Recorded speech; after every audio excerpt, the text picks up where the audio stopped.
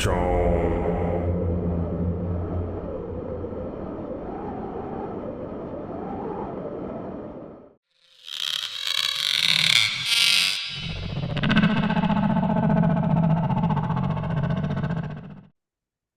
Hi, everyone. Let us put our palms together, join our palms, and recite. Homage to the fundamental teacher, Buddha Shakyamuni. Homage to the fundamental teacher, Buddha Shakyamuni. Homage to the fundamental teacher, Buddha Shakyamuni. Verses of opening of the Dharma. The unsurpassable, profound, and wondrous Dharma is difficult to encounter even in hundreds of millions of kalpas. Now I see it, hear it, receive it, and uphold it. I vow to understand the true meaning of the Tathagata. Namo Pho. Okay, so let me just show you the mind map of what we have covered so far. So I'm using a notebook LM from Google, and it gave me this mind map, and perhaps some of the labels are not like the book, but it's very close. We have covered the significance and foundation, like the right conviction. We talked about that. And then talk about the initial practice of the Buddha path, uh, whether you are lay or monastic, you always start with right view and right livelihood, right? And we have explained a right livelihood already. And then we moved on to the mundane right view, the four categories. We covered what is good, the definition of good and evil, and why it's important to know good and evil, right? And then even knowing good and evil, someone say, okay, I know the definition, but not knowing that there are consequences, due to one's own actions, then there's no loss. Basically, one is not responsible, right? So knowing that one is responsible for whatever actions produced, because there are consequences, karma and vipaka, and then that's where we started talking, covering, and then we talk about a consequence comes from karma, actions. Vipaka comes from karma.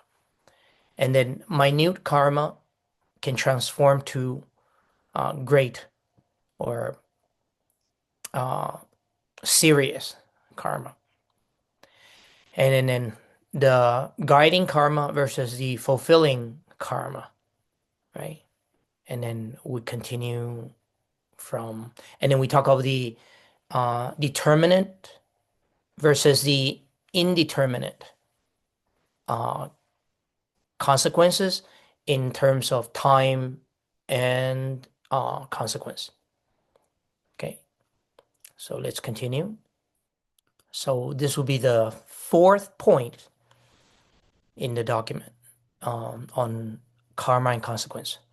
From the perspective of time between the creation of karma and the reception of vipaka, karma can be divided into three periods.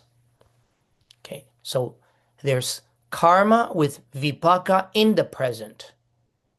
Is karma created in this life that results in consequence in this present life? So it's this present karma, present consequence in this life. The next kind is called karma of rebirth, vipaka. Is the one that needs to wait until the death of the body, the end of this life, and results in consequence in the next life, the subsequent, the next one, life. And the third type is called karma with vipaka in the future, is the one that after being created results in consequence after one life, two lives, or hundreds or thousands of lives, depending on the magnitude, the force of the karma. Therefore, when considering the creation of karma and the result of its vipāka, one should not focus only on the analysis of the present life. And so if you want to understand what the relationship between karma and vipāka, definitely don't think of it as a linear relationship. Think of it as force. And for those of you who have studied physics, know that there is such thing as vector and magnitude, right? Vector is the degree, right? And then I would say inclining towards good or inclining towards evil, right? That would be the vector aspect, right? And then we have determined and explained that to be purely good, you need to be liberated without any afflictions, or at least non-retrogression. And then to be purely evil, you cannot be completely, like without, not even the potential of Buddhahood. No. So you can be very, very evil, but still, you may have some very, very tiny amount of good in you, right? So it's the vector and the magnitude that you did the good deed or the bad deed. So it's not linear. It's actually multidimensional. It's dynamic. Okay. It is, as the saying goes, do evil and see happiness because the evil has not yet matured. When the maturation of evil comes, the consequence of suffering will be seen. Do good and see suffering because the good has not yet matured. When the maturation of good comes, the consequence of happiness will be seen. And then, so basically, this is just trying to remind people that for karma to take consequence, takes conditions. And the condition could be time and also the change in the consciousness that created the karma, right? So we should not think of it as something linear and very like in a very fixed way. It's actually very dynamic. It's the moving parts are there. And then here, Master Yinshun, based on the Agama and Abhidharma, is explaining how the different aspects, rules, for us to understand karma and vipāka better. Okay. And of course, most people, they want instant good consequence, and they want delayed bad consequence, right? In themselves, for themselves. And when they see people they don't like, they want instant karma, in the sense that they want instant bad consequence for the other person. And then if they have done anything good, a delayed good consequence. That's how we operate, most people. Yeah. Not you, of course. Those of you who are here understand and accept good consequence as well as bad consequences. Okay, so moving on. Next rule to consider. The present consequence among the 3 periods of karma can be a light consequence, or called a flower consequence of grave karma. So they're introducing important terminology. Light consequence, right? Meaning from light karma comes light consequence, right?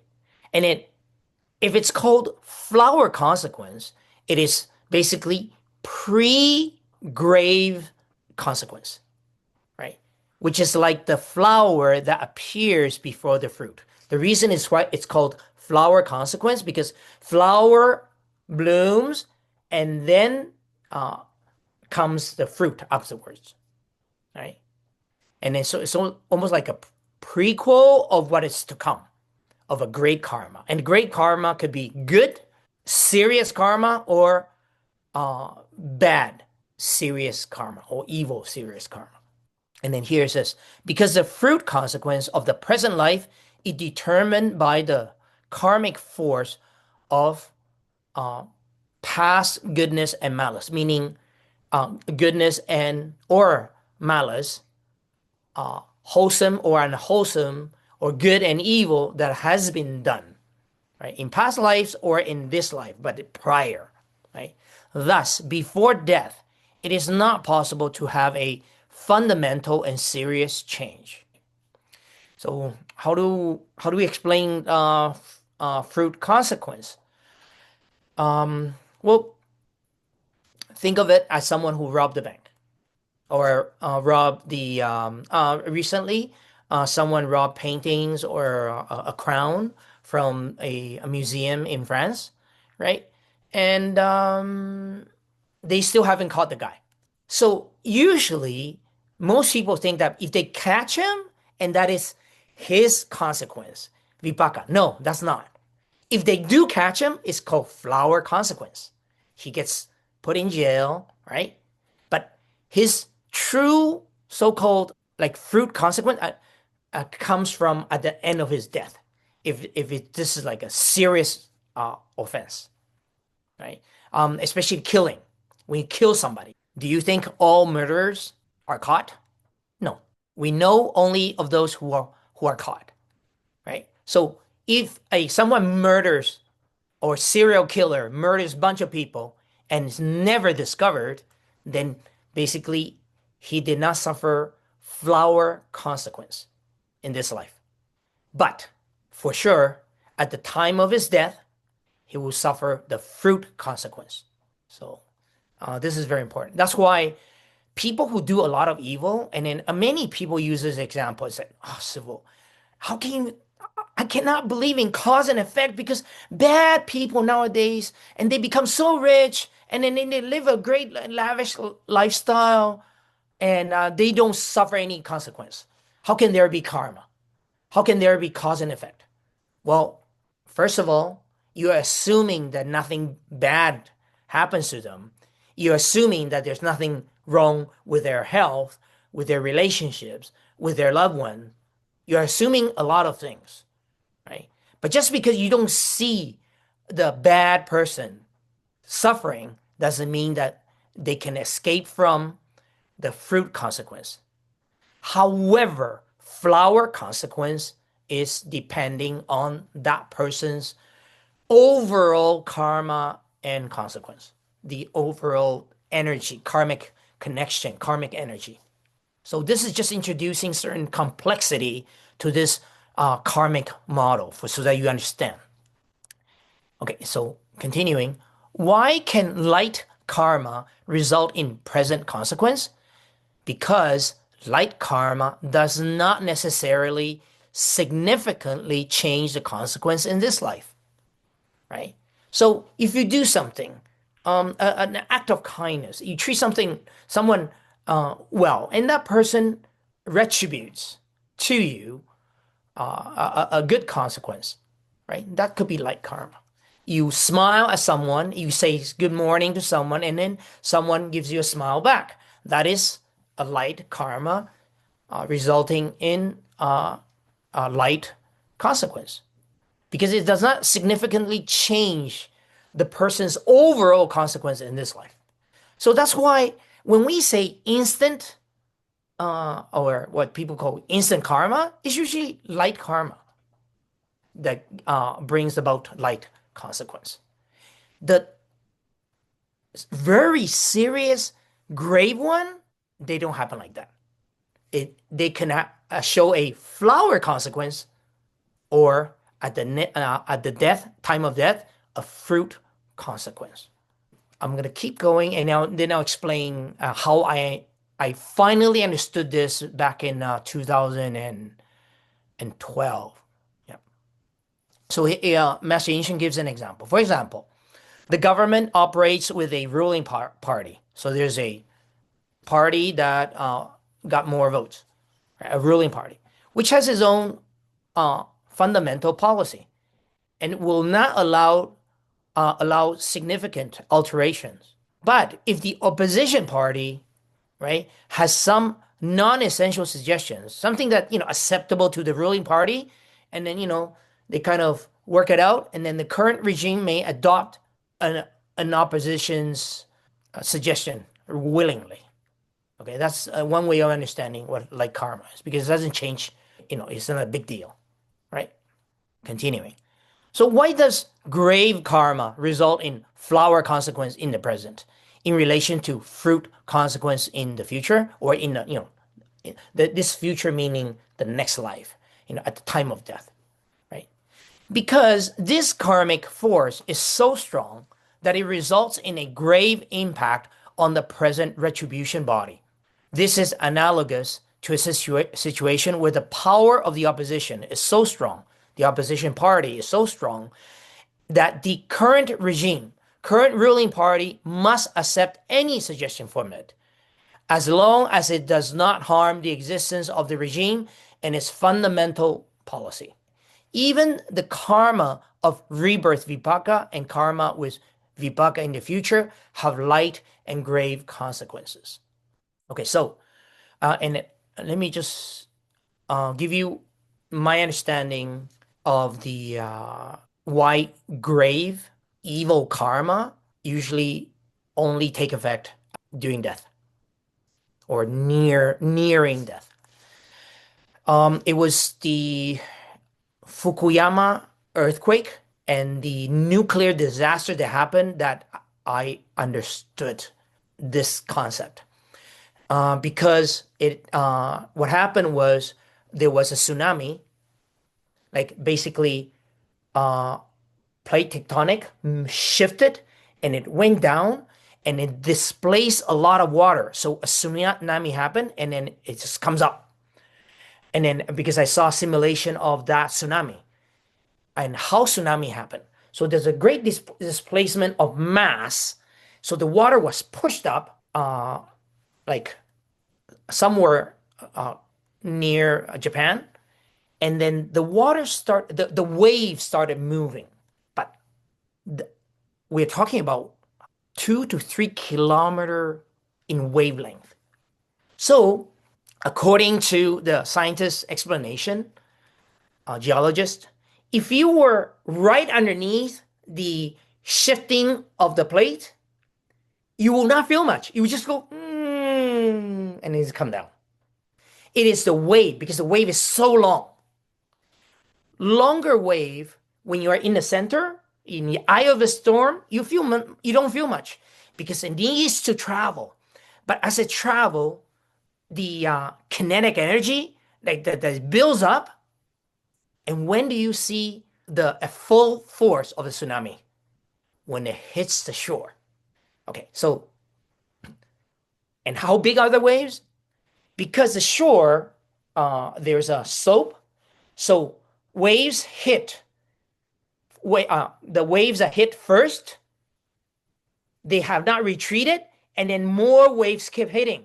So it can go up to at least 10, 20 meters in height, because all that energy is being pushed up when it reaches the shore. So imagine the shore as near death, then that karma will come. Of course, so if someone has done great evil, towards the end, all the things will appear, all the so-called karmic, negative karmic energy, they will feel, they even will see their own evil actions and then feel the fear. Right? And then definitely from after that, they will be reborn in the hell realms. Same thing as good, serious karma. If you have done so much good and you have been vowing to reborn in Buddha Amitabha's Western Pure Land, then Amitabha and all the bodhisattvas will come in and receive you. And that is great fruit consequence at the near death, like at the time of death. You will not get Amitabha coming regularly and say, hey, I'm going to pick you up when, all the time, right? No. If you are lucky to get an appointment, a scheduled time to go, whoa, that is not just great, good karma. It's because you have great practice, and you probably have samadhi, as part of your tool, so you can actually connect with the Buddha Amitabha even before your death, right? And then no, some masters are able to do it 3 months before they can foretell their own death, right? So tsunami takes a while to take effect. But how about lake? Have you been to a lake and then go camping, and then you are on your rubber boat, right? Like badly inflated, right? And you're like with your badly inflated or even leaking rubber boat, and you're in the middle of this lake, and then the wind is blowing. So what is the wavelength of wind blowing on the surface of a lake? 1 meter. So when the wavelength is shorter, what happens? Movement is more turbulent. So you feel more shaking back and forth. That's it. So I figured out the way to understand karma and consequence. It's by using the wave theory. And then thanks to more information on quantum mechanics, wow, we have the wave, the particle, all this different things that explains how energy, karma, consequence work. Okay, so let's continue. In summary, karma has different types, but all have one definite thing in common. All karma, before resulting in consequence, is neither lost nor destroyed, unless the individual has already attained liberation. Meaning, if an individual has eliminated all greed, hatred, and ignorance, and have no attachment to the self, and has realized non-self, then all the karma in their past is irrelevant, because there is no consciousness, no self to receive the consequence.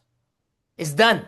That's what an arahat does. Whereas bodhisattvas, on their path to becoming Buddha, they will allow all the karma, good, bad, to take consequence as they come, I would say joyfully or willingly, and not complain about the bad ones and think that they deserve only the good ones.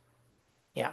And until such time, even the Buddha in his so-called last body, last life, the definite life that he becomes the Buddha, and then he suffers 3 karmic bad consequences.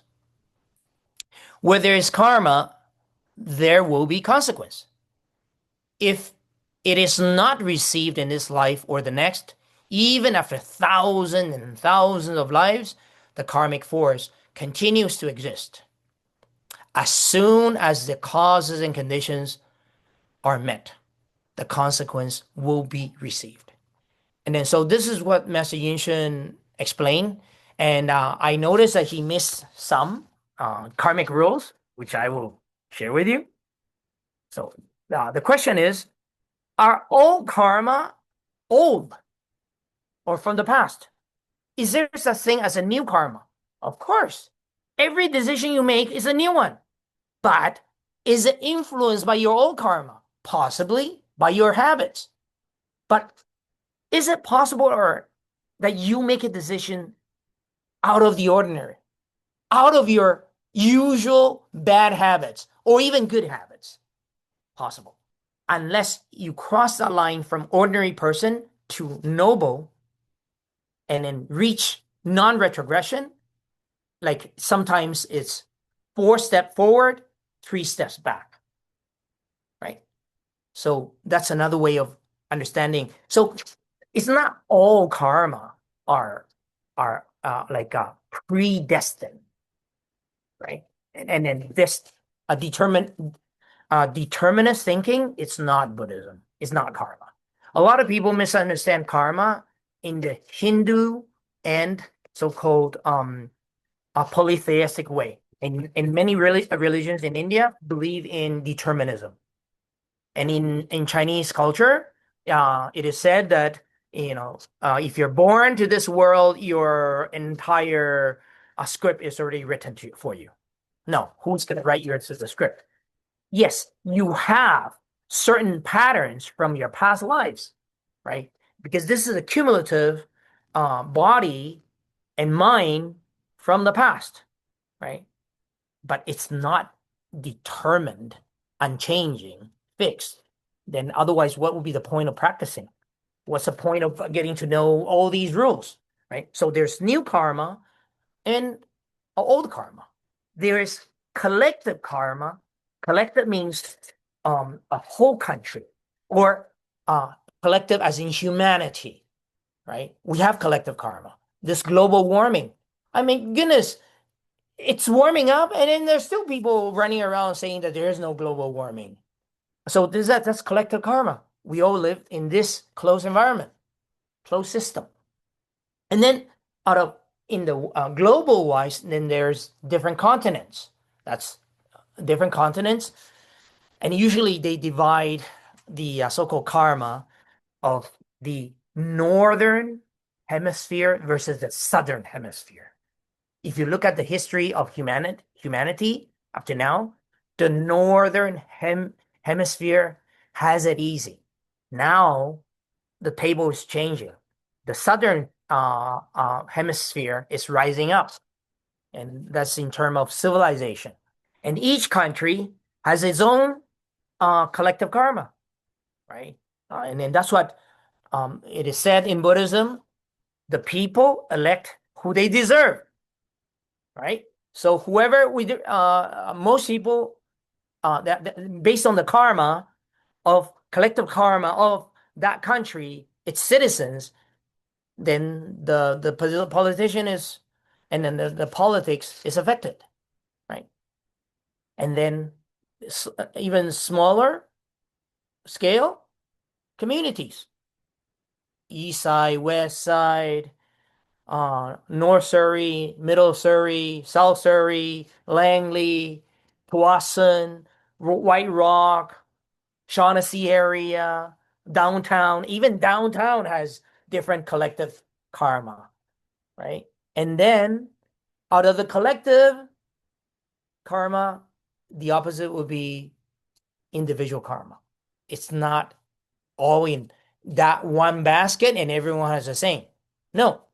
So one thing to understand, collective karma is in North America, or especially Canada and US, we're considered the first world. Are there are there people in poverty? Yes, because in this collective karma of good a lot of resources, there are people suffering. Just as in places where there's poverty, there are people living in wealth, right? So that's collective karma versus individual karma. And then a lot of more examples, but I'm just listing those that Master Yinshun did not list here. And then can karma be absolved? Can the Buddha or Bodhisattva, and then you just recite their name a little bit, go, okay, nope, absolve you. No, then that's not part of a rule. That's not a karmic rule.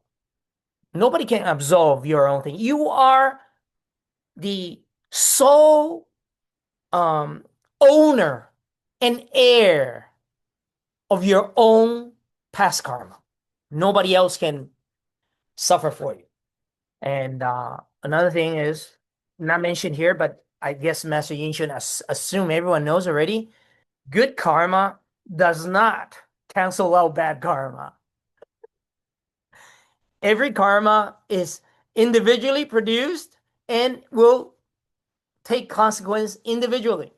Good does not cancel the bad, and bad does not cancel the good.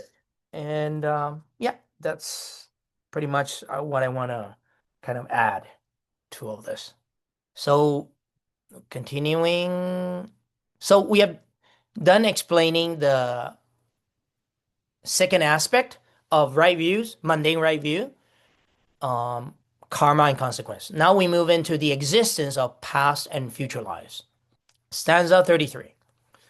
According to karma, good or bad consequences follow, always transmigrating in the five destinies.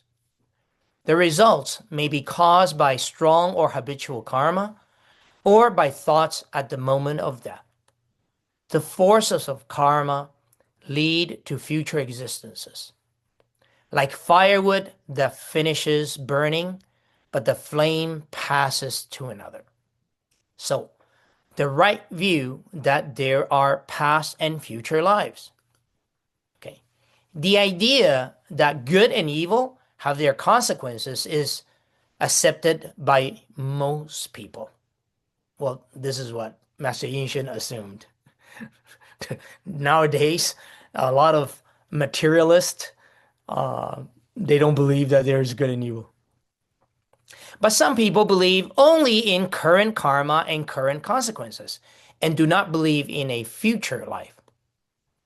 However, the present consequences of good or bad actions are few, so it is inevitable that people erroneously feel that the deity is ignorant. There are, meaning that, there is no judge. The judge is, the life is unfair, right? The deity is ignorant is a Chinese expression. It's saying that, there's no eyes looking, there is no cause and effect. There are other people who believe that the consequences of good and evil will only occur for their descendants. As it is said, that the family that accumulates good deeds will certainly leave good fortunes for future generations, and the family that accumulates bad deeds will certainly leave misfortunes. These are generally the two types of beliefs among the Chinese regarding the good deeds done by ancestors. So, what is Buddhist perspective on this? Basically, it's not that the ancestors do good deeds, like your great grandpa or great grandma were great people, and then that's why they pass down all the good karma to you, and then you have good consequence. No, it's more like you were born in this family because of good karma in your past, and you're born into this situation of good fortune. And then some people say, "Oh, I have such bad luck because my ancestors, they killed, they pillaged, they did bad things, and now I'm suffering the consequence." No, your misfortunes, you're the sole heir of your own misfortune. It's due to your own karma from the past. And the reason you are born into this situation, these circumstances, external circumstances given by your parents and their poverty, it's due to your own doing in the past. So don't blame it on your ancestors, or especially don't blame it on your parents. Because if there are no descendants, then will their good and bad actions amount to nothing? Like, poof, it just disappear in the thin air? If your ancestor, well, no, to call your ancestor means you have ancestors. Like, let's say somebody, here, I'm a monk. I don't have a son and daughter, and all the good deeds and bad deeds I've done, and nobody will inherit this? So just disappear in thin air? No. All the good deeds, bad deeds that I've done will follow me. And every person follow their own karma, karmic force. So may the force be with you. That's used in a very general way. We like the force of the triple gem be with you. But most people is your force will follow you. Why? The Buddha said it's like your own, running away from your own shadow. Can you run away from your own shadow? No, you cannot. Okay, so this, even if it leads someone, They ignore, okay, so we're here, right? Yeah.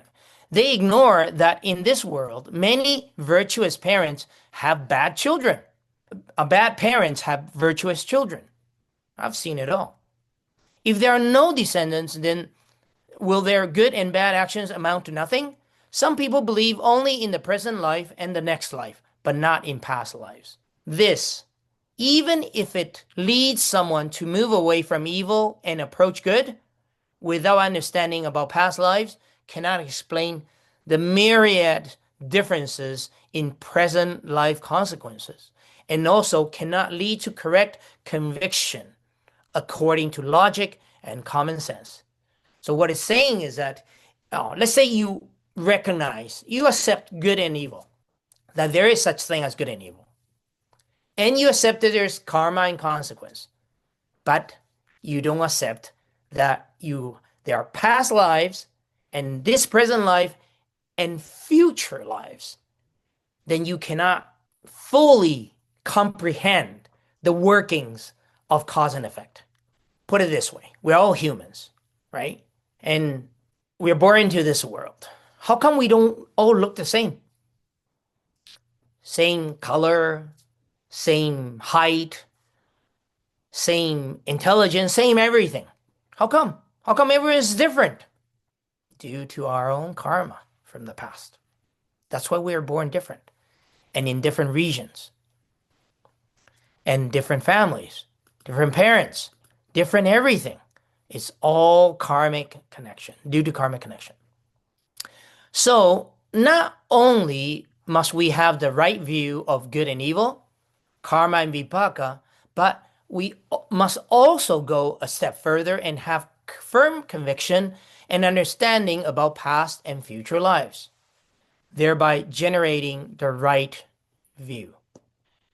After sentient beings have generated various types of karma, good and evil, guiding and filling, or fulfilling karma, with present life consequences, with future life consequences, etc., etc., according to these karmic forces, consequences will be received in a future life. From good karma, the consequences lie in good destinies, such as the human and celestial realms. From bad karma, the consequences lie in bad destinies, such as the hell, animal, and hungry ghost realms. 5 destinies refers to the hell, animal, hungry ghost, human, and celestial realms. Right, so here he lists from bottom up.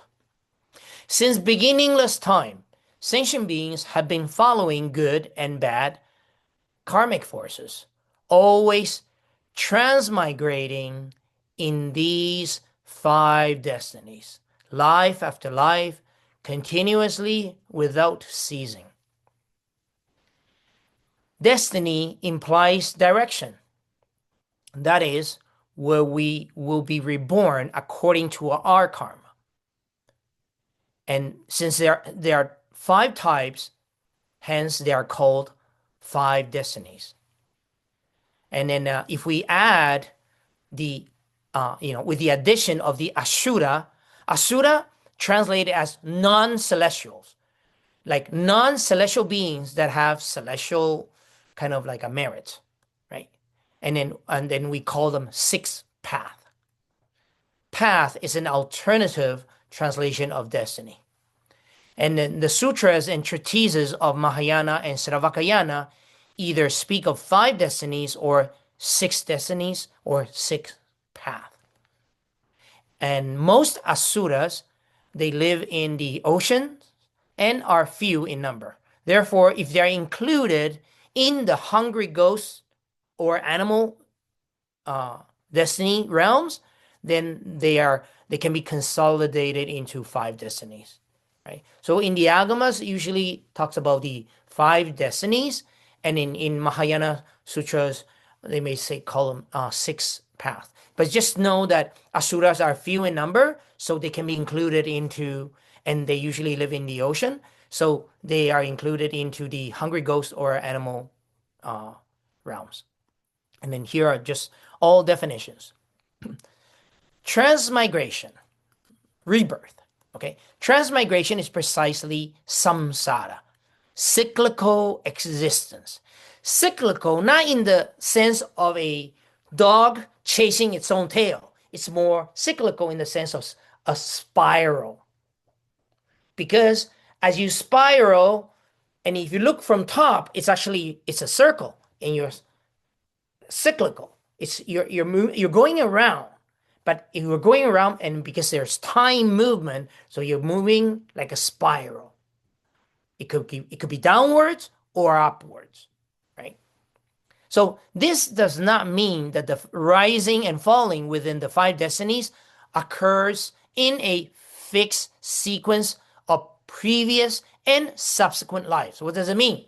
It doesn't mean that it goes like gamma, great gamma, backgammon, yeah, not backgammon. Like you go by 1, 2, 3, like you go by in sequence. No, it's actually depending on the strong karmic force that is pushing you, then you will get that rebirth, the subsequent rebirth. That means that human can go up to heaven, and from heaven afterwards can go to animal or even hell, or different ones, depending on the force of the karma, right? So it's not like you go 1, 2, 3, like elevator style, right? Imagine an elevator with 5 floors, and you go from hell, and then you get out of hell after one kalpa of suffering, and then you go, okay, I move up to the next floor. Ding, ding, ding, like that. It could be ding, it goes ding. It could be go 2 up, 3 down, depending. That's what it's trying to say here. So it's not fixed sequence, right? And then, in fact, there's an example of Trayastrimsha being Shakra, which he's known as the Emperor of Jade in Chinese mythology, right? Yu Huang Dadi. And then when once he saw his next rebirth will be from from the womb of a pork, and then he got really scared, went to the Buddha and asked how does he avoid such bad rebirth in the evil destinies.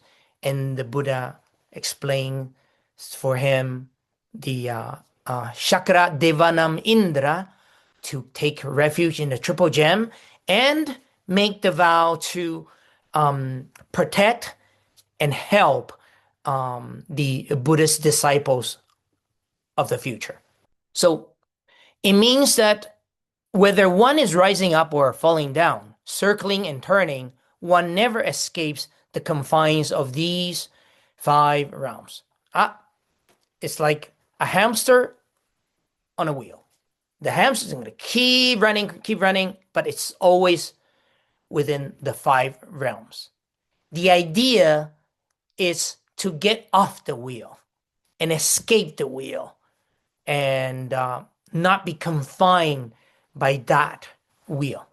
So considering the present life, the karma produced is so much that it is difficult to calculate. Okay, so imagine body, speech, and mind, meaning we are constantly producing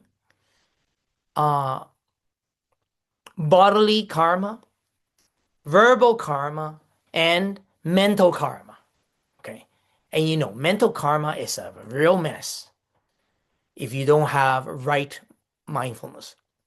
So every single action is karma produced, and it has force, right? Now, they can be harmless, but in our interaction with others every day, what happens? A lot of times we may not say something, or we may not hit somebody, but in our mind, we are already in that negative pattern of wanting to hurt people, wanting to wish people ill. So difficult to calculate. Now, if it's one lifetime, imagine how many thoughts, how many words spoken, and how many bodily actions that resulted whether in harm or in benefit to others, whoa, that's a lot. And not to mention past lives. So how can you possibly expect that in this one life, all your consequences will come to fruition, good or bad? No, it's not possible. So here, the question is, what type of karma will lead to the future consequence? Meaning this life, present life, and leading us towards the next one, the subsequent life. So you have to consider 3 categories. It's like 3 observations, okay?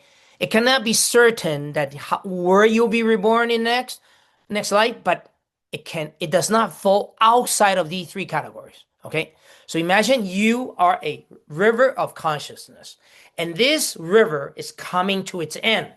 And then you need to know where this river will be flowing towards, in which part of these 5 destinies, right? So number 1 consideration, according to strong karma, either producing strong good karma or producing strong bad karma, evil karma, such as previously named the 5 transgressions that lead to the uninterrupted hell, etc.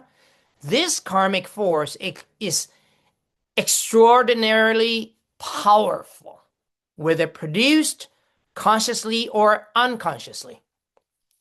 Strong karma is always given priority in the future consequence. Basically, strong karma overrides all other karmic force. When the moment of death arrives, consciousness will see hell or heaven, which are manifestations of karmic characteristics, signs of decline or ascent. In sequence, strong good or bad karma will take effect and determine the future consequence. Okay, so let's say, and let's just use an example, someone who has been a great practitioner in this life, actively producing good, strong karma. So they are always helping others selflessly. Should they worry about their next rebirth when they near their death? No. They should have the right conviction that they have done their best to do good, to benefit sentient beings, humans and non-humans. So they should have that right conviction, the confidence that cause and effect does exist, right? The so-called strong good karma will lead to good destinies. On the other hand, if someone has been actively doing harm to others, producing strong bad karma, oh yes, they should be worried about their near death and their death, because they will be reborn in bad destinies. So what can they do? They have to repent. They have to repent, but repent not by repenting to the Buddha Bodhisattvas and asking for absolution. Please get rid of all my bad karma. Just write it off, because I know now. I know better now. No. Repent means I know what I did. I take full responsibility for my actions. But I just want to repent and cleanse my transgressions. I don't want to repeat this in my future lives. So that kind of repentance will help to reduce the time in bad destinies and also the magnitude of the so-called bad consequence in evil destinies, the magnitude. So let's say someone has no strong bad or good karma. So what would they consider? Next in line, according to habitual karma. And this is very important. If there is neither strong bad karma nor strong good karma, one can lead a simple and peaceful life, especially if you have lots of merits. Good parents, good um, uh, um, uh, country, region that you live in, good education, good everything, good friends, good, just everything. Your circumstances are pretty good in this life. Even if there is no obvious strong karma due to all the good and bad karmas weekly produced without interruption, certain habits are formed. And this can be very powerful. And this I've seen over and over in 32 years as a monk. People who have a lot of merits, born to good families, have great education, great job, have accumulated wealth, and they just think, yeah, I deserve this. I worked hard. I deserve all this. And all they know when they're young is to take a vacation, have fun, take care of their family. And if they are well and their family is well, everyone else, it doesn't matter. They don't really care about what happens to the environment, other people, their community, even their friendships. They help, but to a certain level. And then certain age hit, and then all their so-called wealth, internal wealth, which is health, starts rapidly decaying, downhill trend. And then they go into panic mode. And then they use all the resources they have accumulated, their external wealth, to pay for or buy some internal wealth, health, because they have not created good habitual karma. Good habitual karma, what are they? There's a term, there's a phrase, they live like humans. Some people don't live like humans. They live more like animals. How? They reproduce when it's season. They are always thinking about their so-called desires.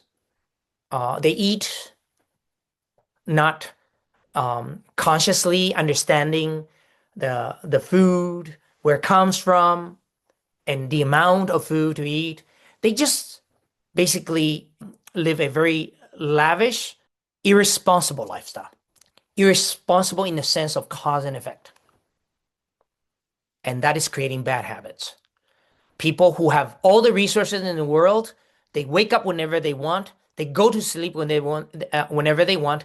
They don't take into account the sun, the moon, and all the energy in this world that affect our body. And because they have health, they can smoke, take drugs, do whatever, binge drinking, and they think it's fun, fun, fun. And they believe all the commercials tell them about what is having fun in the mundane world. So that's developing bad habits.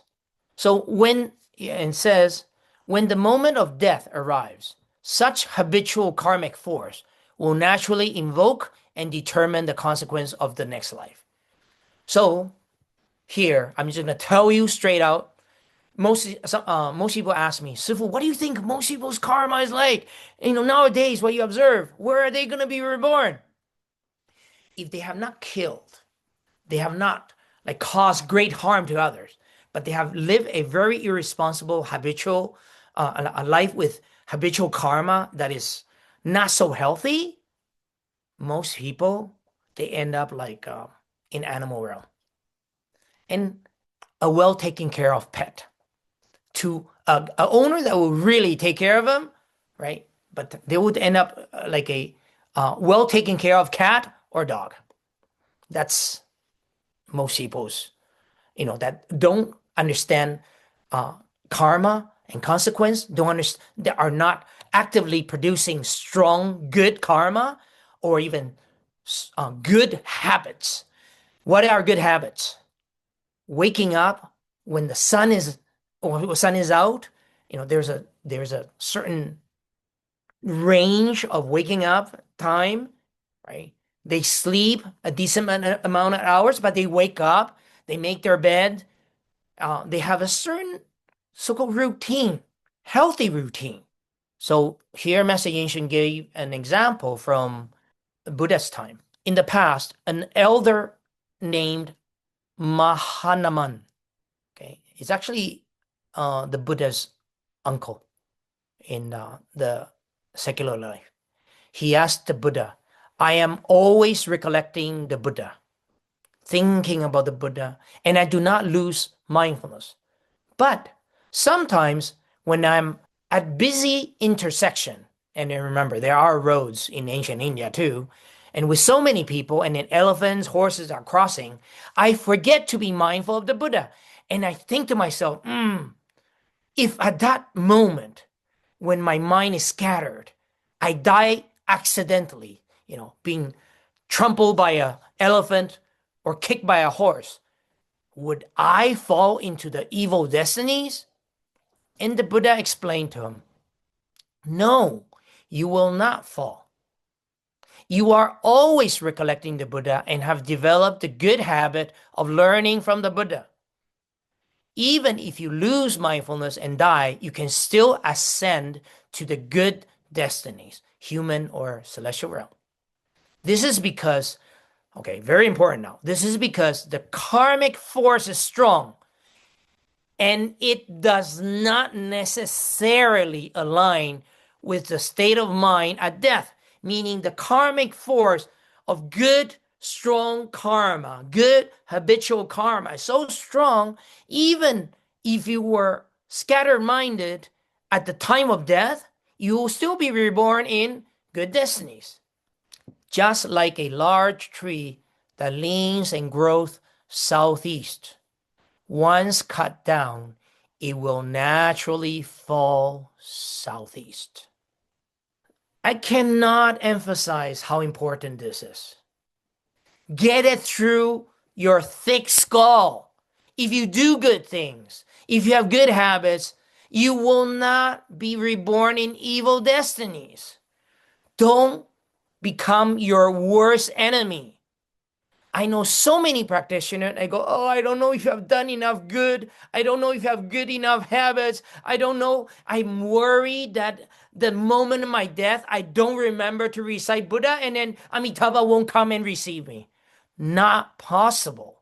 You will go to the Pure Land because of your good, strong karma.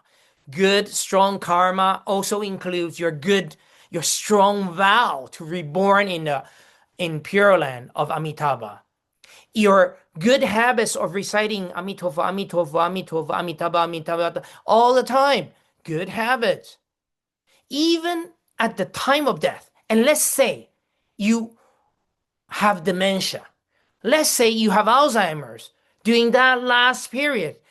Don't worry, because as soon as death comes, your body, so-called the karmic cumulative body, like it dies, your consciousness is freed up. Do you know that? Do you know that when you have dementia or Alzheimer, as soon as you stop breathing, your consciousness is freed up from this body. You can recite. And then if you have a lot of good karma and habitual karma, you have lots of good friends, they all will be, me included, of course, I will be there reciting for you. Amitofo, Amitofo, go to Amitabha. Don't worry.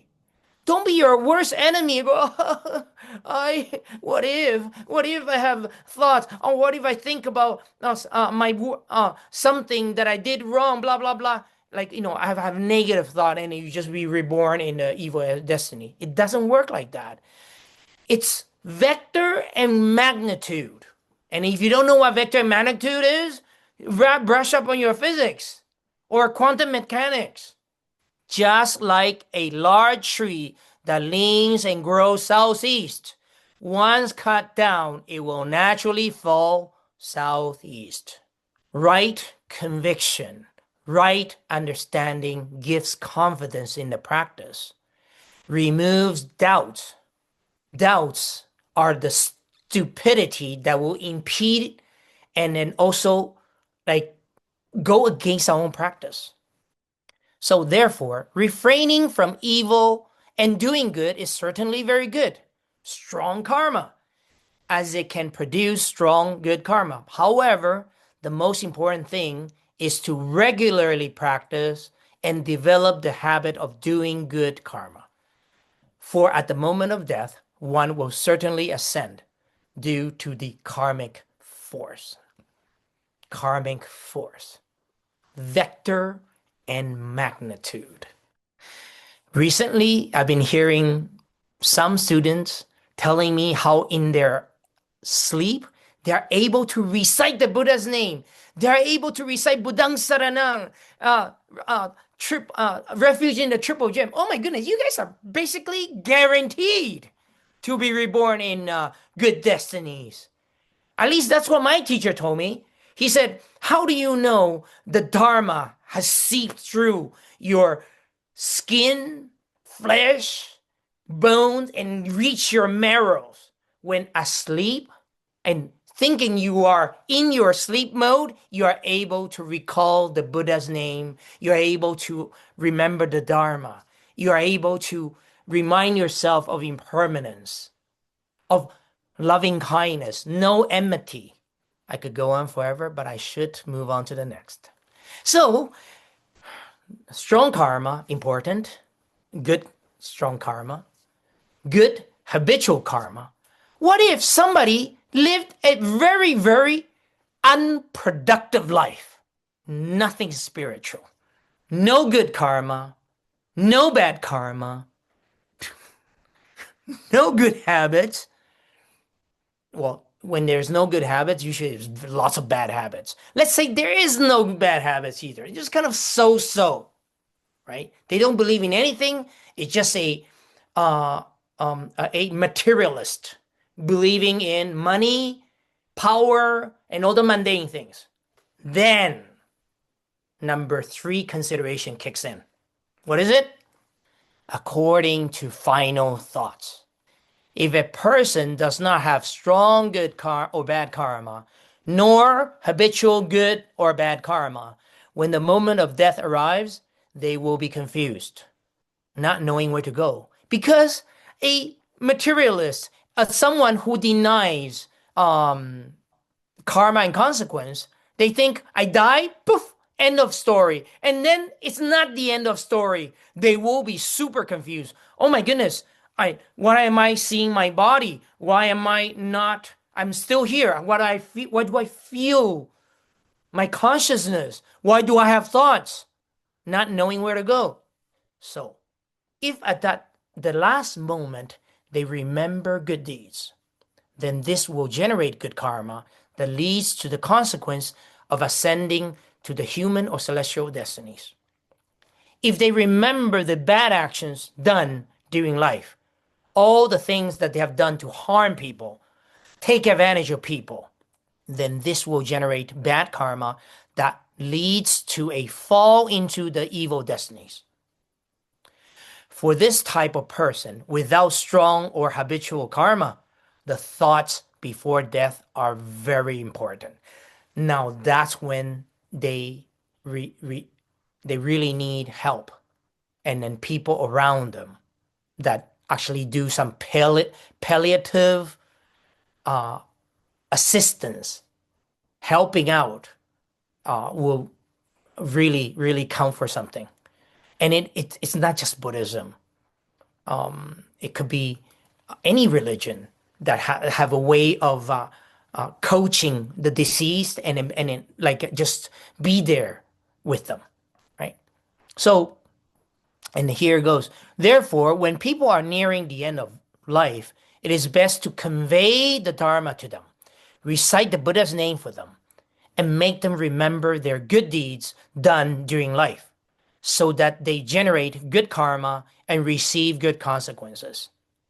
So the practice of assisted recollection at the time of death in the Pure Land School is based on precisely this principle. Okay, so this is, of course, not saying that number 3 is like winning the lottery. No, you don't do that. That's a wrong strategy. The right strategy is create good, strong karma, good, strong habits, and have good, strong, good thoughts, final thoughts, and have good friends around you reminding you in assisted recollection of the Buddha's name or Bodhisattva's name, and reminding you to remember the good deeds, what a good person you were or good friend you were. But this is only useful for those who follow their final thoughts. For those who, at the moment of death, follow their strong or habitual karma, the karmic forces are strong. They don't wait.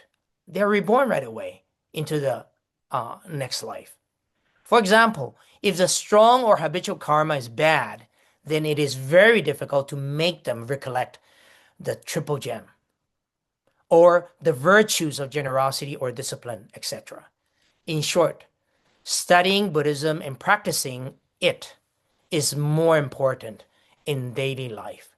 You have to have good sense of spiritual cultivation, practice, final thoughts, right? So basically, someone who has very strong good or bad karma is reborn right away. And then good, strong, or bad habitual karma also. And when there's none of that and just a final thought, but what happens? Why is it difficult for them to recollect the triple gem? Or even when people ask them to recite the Buddha's name, because usually during the time of death, nearing the time of death, all the things, all the guilt, all the resentment will bubble up. All the repressive subconscious memories in this lifetime will be conjured up. And they will play a part and they will haunt you. And then you can't really clearly hear the people's advice to think about the good deeds, to recite the name of the Buddha. In the cycle of birth and death, sentient beings do not have autonomy because they are manipulated by karmic forces. So when people say you choose your own parents, whoa, good luck to thinking like that. No, you don't choose your parents. You are paired up karmically by the karmic force to those the parents. You get the parents that you deserve. So don't blame all your parents, or good or bad. The present life after the death phase will change to a new life, to future existence. Thus, death and birth between a previous life and the next is a continuity that is neither the same nor different, neither nihilistic nor eternalistic. So, past life and this life and the next life, they are not the same, but they're not different either. They're related. They're relative to each other. It's not that this one is done and over with, nor this one will lead you to eternity in hell or heavens. No, those are nihilistic or nor what we call view or eternalistic view. Indeed, this process is so profound that it is not easy to perceive. But if you factor in everything we know about karma and consequence as taught by the Buddha, and then we're talking about the mundane right views, you can have a notion of where you're heading. It's actually pretty good to have a so-called quote, quote, Buddhist Google map to know where you're heading. So I think I would stop right here. I think I passed time. I didn't even realize I'm 15 minutes over. So I'm going to leave because next we are going to go into the how to understand this one life into another, the cycle. And there are very good analogies. I even have, I'll just show you quickly, just so that you return to the next lecture. Ding! Okay, no more. Yeah, okay, another one. Okay. Ding! 1 second. No, okay, there. Okay, so I generated with Gemini. And then, so in the next lecture, Master Yinshun explains how to understand uh, how the karma brings consequence and how one life goes to another, and to have a clear idea and know where we're heading. Okay, good. So let's transfer merits. So I guess, again, I always talk about transfer merits towards what? Let's transfer merits towards um, may all beings have access to this knowledge of understanding karma and consequence, and the right views of what we call worldly mundane phenomena, and so that we can live better in harmony, in peace with others. Okay, so transfer merits. I wish to eradicate the three obstructions and all defilements. I wish to attain wisdom and true understanding. I wish that all calamities and obstacles be universally extinguished. I shall constantly practice the Bodhisattva path, life after life. Namo Pho.